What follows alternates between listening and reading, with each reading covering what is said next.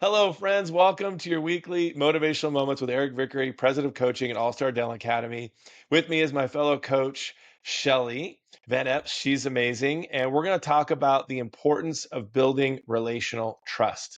So, Shelly, you have a saying you were sharing with me. What's that saying? Focus on being relational versus transactional.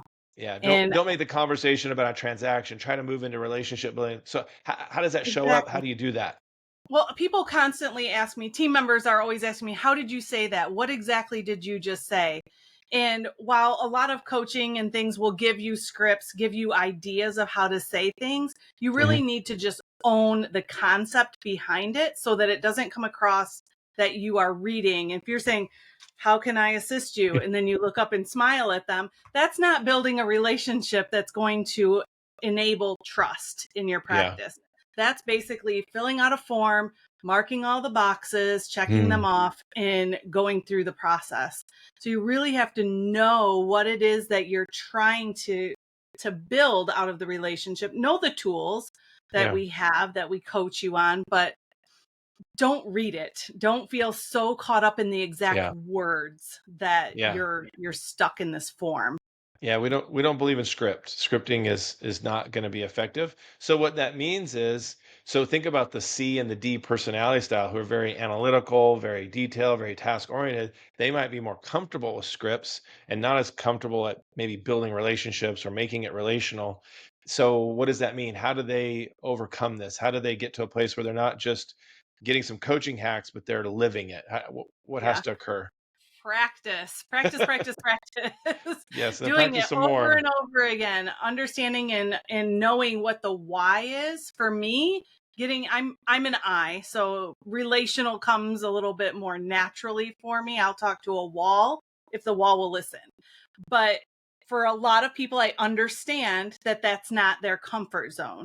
And I work with a lot of team members who that's the case. And so I say, you've got to practice it. You want to know the why. Think about a C personality, that analytical. They need to understand what it is that they're doing and why they're doing it and get to the Mm, purpose.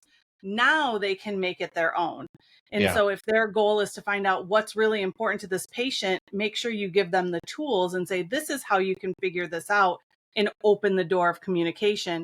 Now make it your own. Mhm. You might Yeah, have to have it scripted out and they read it multiple times to start getting there. But really, how much communication is nonverbal? It's not all about the words you're saying.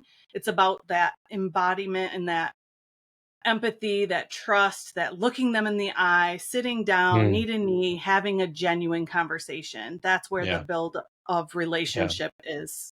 The I think a relationship real is built. That's right. Relationship is built. I think a real practical implementation of this is somebody calls the office and says, "Yeah, I'm wondering if you take my insurance."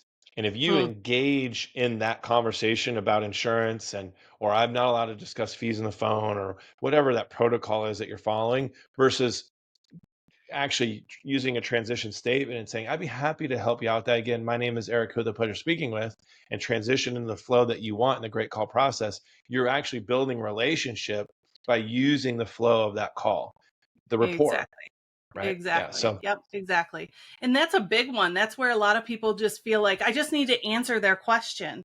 And we're yeah. not going to ignore their question, Yeah. but you can support them and help them so much more if you first get to know who in the world you're even talking to.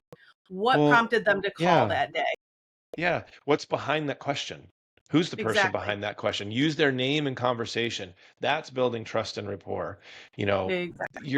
your how fast can I get off the phone system is not going to build relationship. I Yeah. also don't think it should be a 30-minute phone call either.